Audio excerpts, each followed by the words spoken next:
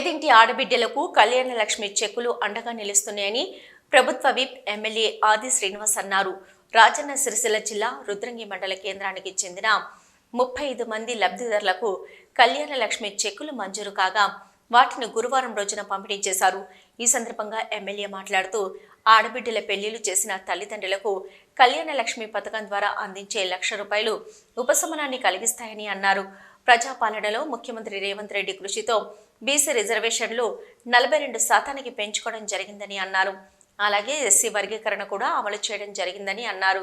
రాష్ట్ర యువతకు స్వయం ఉపాధి కల్పించాలనే ఉద్దేశంతోనే రాజీవ్ యువ వికాస్ పథకం తీసుకురావడం జరిగిందని, రాష్ట్ర బడ్జెట్ కూడా పేద మధ్యతరగతి ప్రజలకు లబ్ధి చేకూరే విధంగా ఉందని అన్నారు. అన్ని రంగాలకు రాష్ట్ర బడ్జెట్లో నిధులు కేటాయించడం జరిగిందని, కాంగ్రెస్ ప్రభుత్వంలో ప్రజలందరికీ సంక్షేమ పథకాలు అందుతున్నాయని అన్నారు. ఈ కార్యక్రమంలో ప్రజాప్రతినిధులు, అధికారులు పాల్గొన్నారు.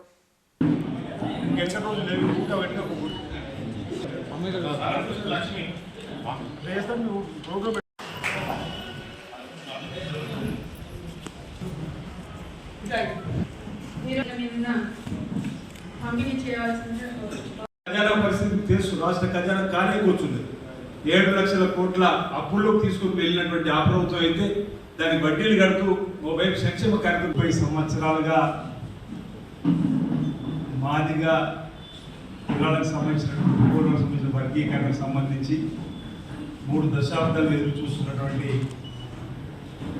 స్వప్నము, అదేవిధంగా బలహీన వర్గాలకు సంబంధించినటువంటి ఉల్లంఘనను గావింపై చేసుకోవడము, 42% రిజర్వేషన్ కల్పించేటువంటి బృహత్తరమైనటువంటి 2 పథకాలు, 2 కార్యక్రమాల్ని బిల్లు రూపంలో పెట్టడం జరిగింది.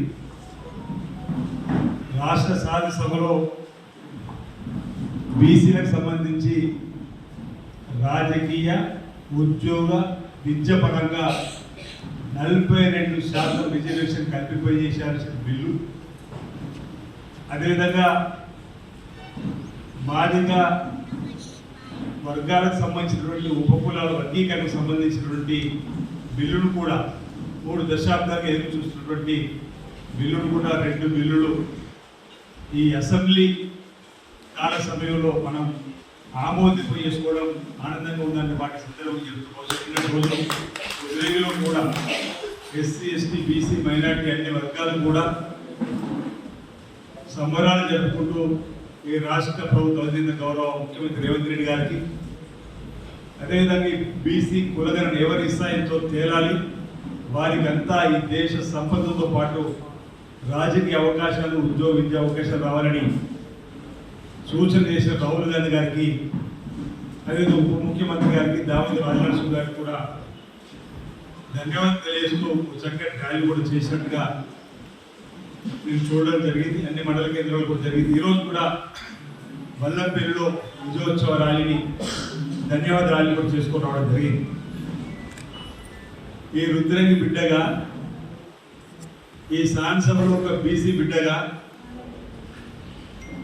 బలహీన వర్గాలకు సంబంధించినటువంటి రాజకీయ, ఉద్యోగ, విద్య సంబంధించి 42% రిజర్వేషన్ను అమలు చేసే బిల్లులో బీసీ సంక్షేమ శాఖ మంత్రులు పొన్నం ప్రభాకర్ గారు బిల్లు ప్రవేశపెడితే బలపరిచే అవకాశం మన రుద్రంగి బిడ్డకు రావడం ఇది